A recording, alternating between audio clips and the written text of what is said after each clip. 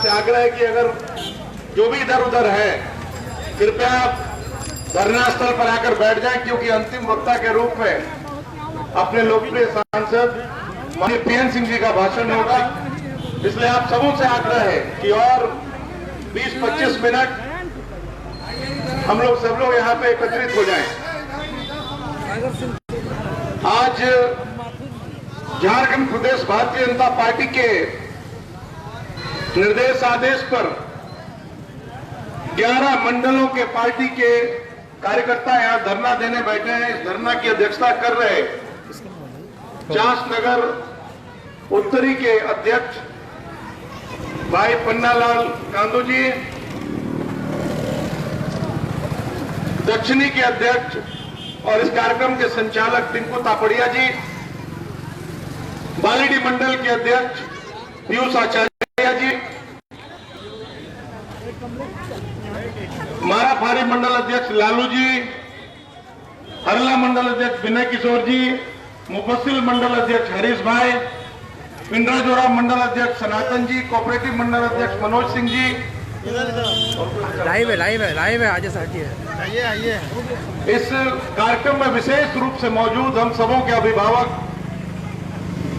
और धनबाद के बहुत ही लोकप्रिय सांसद श्रीमान पीएन सिंह जी, पार्टी के उपाध्यक्ष द्वय आदरणीय दिलीप श्रीवास्तव जी, श्री कमलेश राय जी, महामंत्री संजय त्यागी जी, आदरणीय जिला कार्यालय मंत्री पार्टी के वरिष्ठ नेता इंद्र झा जी, राजीव कंठ जी, सुजीत चक्रवर्ती जी, माथुर मंडल जी, सभी विराजमान हमारी बहन और प्रदेश भारतीय जनता पार्टी की महिला मोर्चा की उपाध्यक्ष रितु रानी सिंह जी, इस कार्यक्रम में मौजूद सभी वरिष्ठ और कनिष्ठ कार्यकर्ता, 2 मंडल चंद्रपुरा, 2 पूरा मंडल और बिजुलिया मंडल के मंडल अध्यक्ष हमारे भाई पंचानंद महतो जी, राजेश चौबे जी और सभी कार्यकर्ता बहनों और भाइयों, हम सब सुबह 11 बजे से यहाँ बैठे हैं और यह बताने की आवश्यकता नहीं है कि किन परिस्थितियों में बैठे हैं। 1 साल पहले की बात है जब एक छलिया आया और छलकर झारखंड की सत्ता छीन गया। पिछले 5 साल में रघुवर दास जी के नेतृत्व में झारखंड में विकास की जो गंगा बही थी, उस विकास की गंगा को हम लोगों ने अविरल बहते देखा था। 1 साल हो गए और 1 साल में जो विकास की गंगा भारतीय जनता पार्टी के नेतृत्व में बही थी, वो आज पूरी तरह से बंद हो गई है, विकास की धारा कुंद हो गई है। याद करिए रघुवर दास जी के कार्यकाल को याद करिए, चाहे सड़क की बात हो। हम 1 साल में जब 2014 दिसंबर में विधायक बने थे, तो 2015 दिसंबर में 1 साल आते आते 35 किलोमीटर नई सड़कों का निर्माण अपने विधानसभा क्षेत्र में कराने का काम किया था। लेकिन अभी स्थिति यह है कि 1 साल होने को 23 दिसंबर को 1 साल पूरा हो जाएगा, लेकिन 23 दिसंबर को 1 साल पूरा होने पर 1 किलोमीटर भी सड़क बनाने का इस सरकार ने काम नहीं किया। 1 किलोमीटर भी सड़क नहीं बना है। बहुत ही दुख के साथ कहना पड़ रहा है। बिजली की हालत तो ऐसे ही है। जब हम विधायक बने थे तो झारखंड में बिजली की हालत बहुत खराब थी और हम लोगों ने प्रयास करके एक साथ मेरे विधानसभा क्षेत्र में 5 पावर सब स्टेशन बने। उसके लिए हम लोगों ने प्रयास किया और बारी कोऑपरेटिव का शुरू हो गया पावर सब स्टेशन। बुधनीडी का बनकर तैयार है लेकिन शुरू नहीं हो पा रहा है। इसी तरह से पिंडराजोरा का बनकर तैयार है, शुरू नहीं हो पा रहा है। चौड़ा बस्ती में बनकर तैयार है, शुरू नहीं हो पा रहा है। और मुझे लग रहा है कि जो 2 पावर ग्रिड, एक चंदन क्यारी परमसिया में बनकर तैयार है और जैना मोड़ में एक पावर ग्रिड बनकर तैयार है। इसके अलावा चंदन क्यारी विधानसभा क्षेत्र में भी लगभग आधा दर्जन पावर सब स्टेशन बनकर तैयार है। लेकिन इस सरकार की कुवत नहीं है कि उसमें डीवीसी से जाकर बिजली जोड़ने का काम करे। इसकी उतनी भी हैसियत नहीं है। दरअसल इस सरकार में इच्छा शक्ति है ही नहीं काम करने की। कोई इच्छा शक्ति सरकार की नहीं है। इस सरकार की अगर इच्छा शक्ति है तो सिर्फ इस बात के लिए है कि अवैध रूप से कैसे खजाना भरा जाए। सरकार कहती है हम काम इसलिए नहीं कर पा रहे कि खजाना खाली है, हम काम इसलिए नहीं कर पा रहे कि हमारे खजाने में पैसा नहीं है, इसलिए हम खजाने में ताला लगाए हुए हैं। बहनों भाइयों, सरकार का खजाना खाली नहीं है। किसी भी सरकार का खजाना कभी खाली नहीं होता है। लगभग 25,000 करोड़ रुपए जिस समय हमारी सरकार ने बागडोर सौंपा था हेमंत सोरेन को, 25,000 करोड़ रुपए विभिन्न विभागों में थे। उस पैसे का क्या हुआ? एक सवाल करना चाहिए हेमंत सोरेन से, आप सबों को सवाल करना चाहिए। 25,000 करोड़ रुपए की राशि 31 मार्च 2029 को सरेंडर करने का काम किया इस सरकार ने। सरकार कहती है हमारा खजाना खाली है। आप खजाना भरने का प्रयास भी नहीं कर रहे। मैं आपको 2 उदाहरण देना चाहता हूं। पहला उदाहरण केंदुपत्ता का नाम आपने सुना हो। पिछले 1 साल में एक बार भी केंदुपत्ता का टेंडर नहीं हुआ। अगर टेंडर होता तो 1 साल में 500 करोड़ रुपए की राशि सिर्फ केंदुपत्ते से आती है, 500 करोड़ रुपए की राशि। अब आपको लगता होगा टेंडर क्यों नहीं हुआ? टेंडर इसलिए नहीं हुआ कि जो भी केंदुपत्ता का इलाका हुआ, झारखंड मुक्ति मोर्चा और कांग्रेस के जो गुंडे हैं, जो कांग्रेस के कार्यकर्ता हैं, उन लोगों ने जाकर अवैध रूप से केंदुपत्ता के क्षेत्र में अपना कब्जा जमा लिया है। वो अवैध रूप से उगाही करते हैं और जो सरकार के आला अधिकारी हैं, जो मंत्री और मुख्यमंत्री वहां तक खजाना पहुंचाने का काम कर रहे हैं, अवैध पैसा पहुंचाने का काम कर रहे हैं। अब आप ही बताइए, 500 करोड़ रुपया सालाना सिर्फ केंदुपत्ता से आता, आपने कोई ध्यान नहीं। बालू का हाल वही है, जहां 800, 1000, 1200 रुपए ट्रैक्टर हमारी सरकार के समय बालू का कीमत था 2500, 3000, 3200 रुपए में भी बालू नहीं मिल रहा है। जो हमारे सीधे सरल बेरोजगार लोग, चाहे बोकारो विधानसभा के हों या चंदनकारी विधानसभा के, बोकारो जिले के हों अथवा झारखंड के किसी भी जिले के, अगर वो बालू से ट्रैक्टर में अगर बालू ढोने का काम करते हैं तो उनका ट्रैक्टर पकड़ करके और थाने में डाल देने का काम ये सरकार कर रही है। बहनों भाइयों, स्थितियां बहुत ही विकट है। मैं आपको झारखंड मुक्ति मोर्चा और कांग्रेस पार्टी के कुछ घोषणा पत्र के संबंध में आपका ध्यान आकृष्ट कराना चाहता हूं। झारखंड मुक्ति मोर्चा जब सरकार में आई, सत्ता में आई, तो जनता को बरगला कर आई, झूठ बोलकर आई। झारखंड मुक्ति मोर्चा ने कहा कि सत्ता में आऊंगा तो एक राजधानी से काम नहीं चलेगा, मैं इसके अलावा 3 और उप राजधानी बनाऊंगा ताकि चीजों को ठीक कर सकूं। और 3 उप राजधानी कहां बनाऊंगा? पलामू में बनाऊंगा एक, चाईबासा में एक बनाऊंगा और एक हजारीबाग में बनाऊंगा। अब एक राजधानी तो संभल नहीं रहा है, अब कह रहे 3-3 और उप राजधानी बनाऊंगा। मैं आपको वादे गिना रहा हूं, आपको अब ध्यान रखिए। अब वादे आपको गिना रहा हूं जो झारखंड मुक्ति मोर्चा ने झूठ बोलकर सरकार आया, सरकार बनाया। उन्होंने कहा था कि सरकारी नौकरियों में जो स्थानीय झारखंड के लोग हैं उनको 75% आरक्षण दूंगा। झारखंड के जो स्थानीय लोग हैं वो तरस रहे हैं। झारखंड के जो स्थानीय मूलवासी भाई हैं, जो आदिवासी भाई हैं, जो वनवासी भाई हैं, वो तरस रहे हैं, वो तड़प रहे हैं कि काश वो दिन आए। वो दिन आखिर कब आएगा जब 75 जो नौकरियां होंगी उसमें 75% स्थानीय लोगों को मिलेगा। एक भी नौकरी देने का काम इस सरकार ने नहीं किया। मैंने बार बार अपने वक्तव्य में कहा है कि इसकी सरकार ने सिर्फ 2 लोगों को नौकरी दिया पिछले 1 साल में। एक नौकरी दिया हेमंत सोरेन जी ने अपने पूज्य पिताजी को राज्यसभा में भेजकर, और दूसरी नौकरी देने का काम किया अपने भाई बसंत सोरेन को दुमका से। एक को राज्यसभा में भेजा और दूसरे को झारखंड विधानसभा में। सिर्फ 2 नौकरी देने का काम किया, तीसरा कोई नौकरी देने का काम इस सरकार ने नहीं किया। बहनों भाइयों, इस सरकार ने कहा था कि जो किसान है, किसानों के कर्जों को हम माफ कर देंगे। अब किसान के कर्ज को माफ क्या करेंगे? ये किसानों का तो जीना दुभर कर दिया इस सरकार ने। इस सरकार ने कहा था कि सत्ता में आऊंगा तो किसानों का कर्ज माफ करूंगा। हमारी सरकार ने मोदी जी के नेतृत्व में प्रधानमंत्री आशीर्वाद योजना लाया था, जिसके तहत प्रत्येक किसानों को 6,000 रुपया की राशि देने का काम किया था, ताकि हमारे किसान भाई हैं वो उससे बीज खरीद सके, खाद खरीद सके और वो कर्जे के बोझ के तले नहीं दबे हमारे किसान भाई। हमारे राज्य सरकार के मुख्यमंत्री रघुवर दास जी ने तय किया था कि प्रधानमंत्री जी 6,000 देंगे तो हम प्रत्येक किसान भाई को 5 एकड़ तक प्रति एकड़ 5,000 देंगे, मतलब 25,000 रुपए राज्य सरकार और भारत सरकार 6,000, मतलब 31,000 रुपए की राशि देने का काम किया था। इस सरकार में जैसे हेमंत सोरेन मुख्यमंत्री बने, भारत सरकार की जो राशि है 6,000, वो तो आ रही है, लेकिन जो राज्य सरकार की राशि किसान भाइयों के लिए थी 6,000 5,000 रुपया प्रति एकड़, उस राशि को इस सरकार ने बंद करने का काम किया। ये किसानों के संबंध में घड़ियाली आंसू बहाने वाले लोग हैं। मैं निंदा करता हूं, इस सरकार की निंदा करता हूं और चेतावनी देता हूं कि किसानों के संबंध में घड़ियाली आंसू बहाना बंद करो। हेमंत सोरेन की सरकार, घड़ियाली आंसू बहाना बंद करो, नहीं तो किसान हमारे भगवान है, उनका आह लगेगा और तुम 3 कौड़ी के हो जाओ। बहनों भाइयों, एक बात और, बेरोजगारों को ठगने के लिए कहा था कि जो झारखंड के बेरोजगार हैं, जो ग्रेजुएट थे, उनको 5,000 बेरोजगारी भत्ता दूंगा।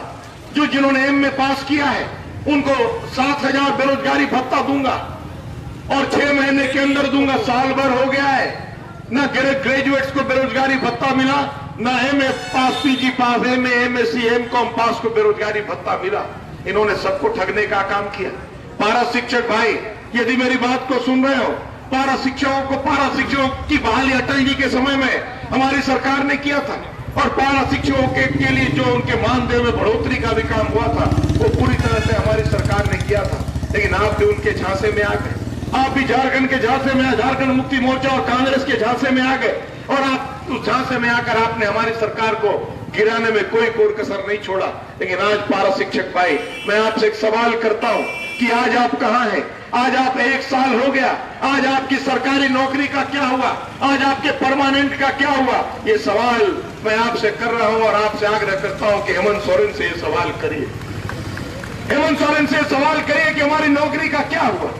जो हमारी बहनें, जो आंगनबाड़ी सेविका थी, जो सहायिका थी, उनका क्या हुआ? उनको भी तो परमानेंट करने का बात किया था। हमारी बहनों को भी ठगने का काम किया था। आज कहां है हमारी बहनें? आज उनसे भी ये सवाल है। उन लोगों ने भी बड़ा विरोध किया था हमारी पार्टी का, लेकिन आज सारे के सारे लोग आज पछताने का काम कर रहे हैं। सरकारी नौकरी में पिछड़ों को 27% आरक्षण देने की बात की थी, सारी हवाई हो गई।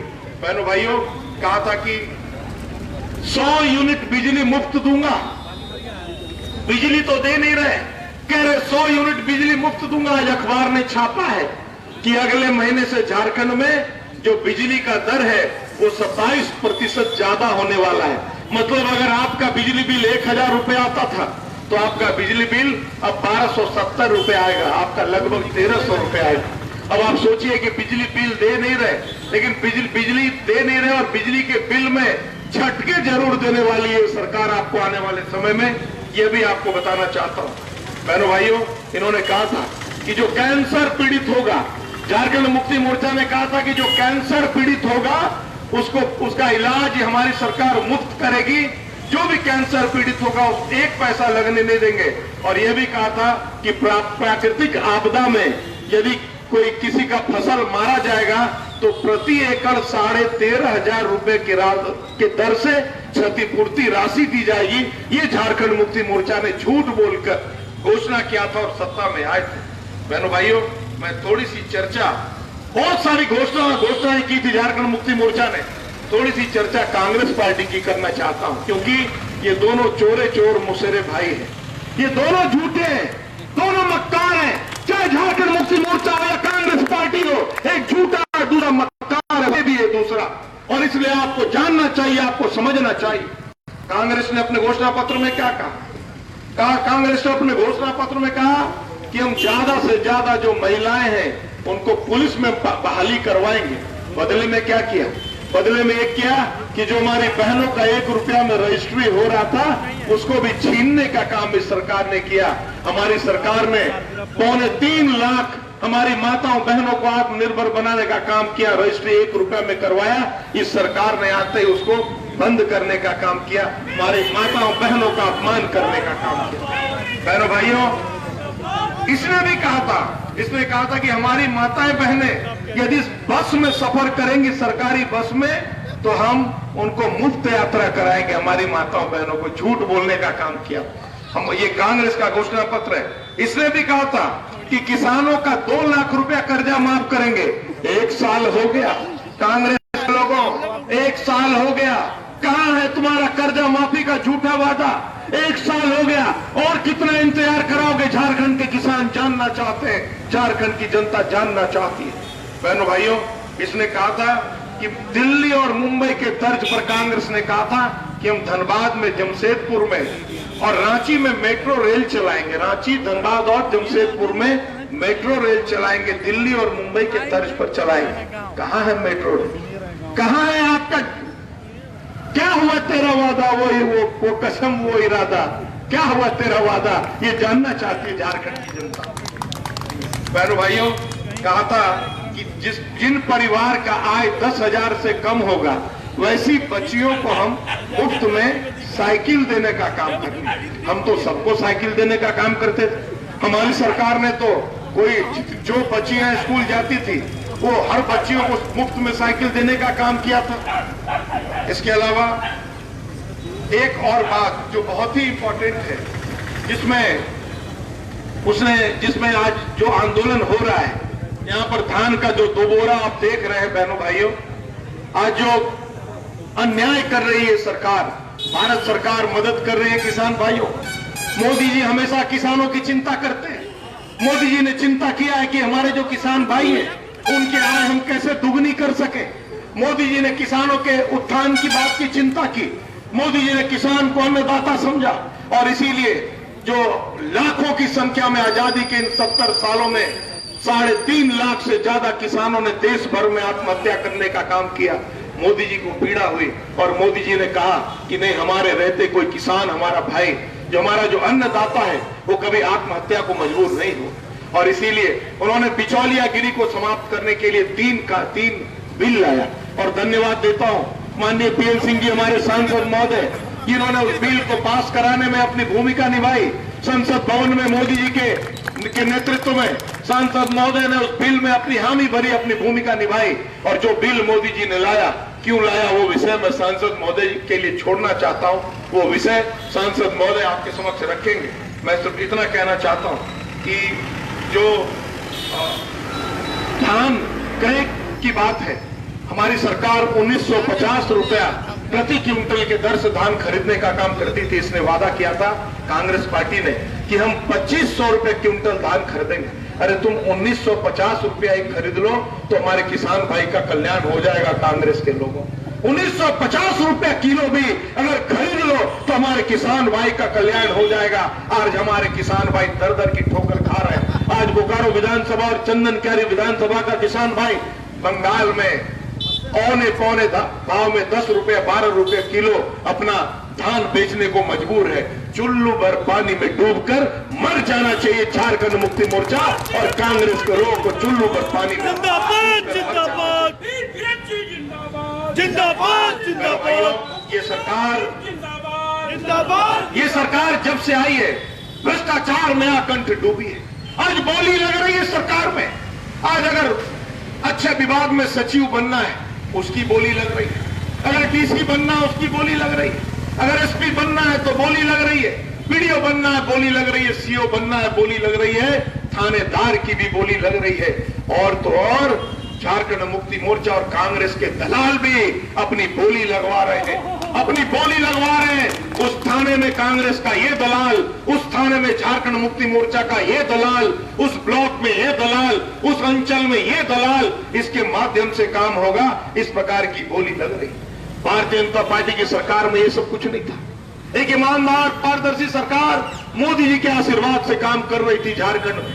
लेकिन आज परिस्थितियां बदल गई हैं। आज ठगों की सरकार है। कहते हैं कि बर्बाद गुलिस्ता करने को जब एक ही उल्लू काफी है और जब हर साख पर उल्लू बैठा है पर हंगामे गुलिस्ता क्या होगा। आज झारखंड की जनता तड़प रही है, परेशान है बहनों भाई, आज परेशान है। भ्रष्टाचार में पूरा का पूरा झारखंड आकंठ डूबा है बहनों भाई। कोई काम नहीं हो रहा है झारखंड में, कोई झारखंड में विकास का काम नहीं हो रहा है। विकास अवरुद्ध है। शुरू के 3-4 महीने में लोगों को लगा था कि यह सरकार कुछ करेगी, लेकिन अब तो मत पूछिए। और तो और बाबूलाल मरांडी जी, भारतीय जनता पार्टी के हमारे नेता, झारखंड के प्रथम मुख्यमंत्री बाबूलाल मरांडी, भारतीय जनता पार्टी ने अपना विधायक दल का नेता बनाया। लेकिन कांग्रेस और झारखंड मुक्ति मोर्चा के इशारे पर इस कांग्रेस हेमंत सोरेन के सरकार ने विधानसभा को भी कठपुतली बना दिया है, विधानसभा को भी पंगु बनाने का काम किया है। और नेता प्रतिपक्ष का दर्जा बाबूलाल मरांडी जी को देने का काम ये सरकार नहीं होने दे रही। ऐसा इसलिए नहीं होने दे रही कि डरती है सरकार, बाबूलाल मरांडी से डरती है। ये सरकार बाबूलाल मरांडी की ईमानदारी से डरती है। ये सरकार डरती है। इस सरकार को लगता है कि अगर बाबूलाल मरांडी नेता प्रतिपक्ष हो गया तो इस सरकार का कान ऐंठने का काम करेंगे बाबूलाल मरांडी। इसलिए सरकार बाबूलाल मरांडी को नेता प्रतिपक्ष का दर्जा देना नहीं चाहती है। लेकिन कान खोलकर सुन लो हेमंत सोरेन, कान खोलकर सुन लो, जो कांग्रेस के लोगों, आरजेडी के लोगों, कान खोलकर सुन लो, वो दिन दूर नहीं है। धन्यवाद देता हूं माननीय उच्च न्यायालय को। कल माननीय उच्च न्यायालय ने एक फैसला सुनाया कि विधानसभा अध्यक्ष कभी सो मोटो कभी संज्ञान ले ही नहीं सकते और इसे सक्षम बेंच में भेजना है। आने वाला समय जल्दी, मुझे लगता है 2-1 जो डेट आएगा उसमें हाई कोर्ट ये फैसला सुनाएगा कि बाबूलाल मरांडी भारतीय जनता पार्टी के विधायक दल के नेता झारखंड में विधानसभा के श्री राम। विरोधी दल के नेता होंगे। भारतीय जनता पार्टी बहनों भाइयों, जिंदाबाद जिंदाबाद। बहुत सारे विषय कहने को है।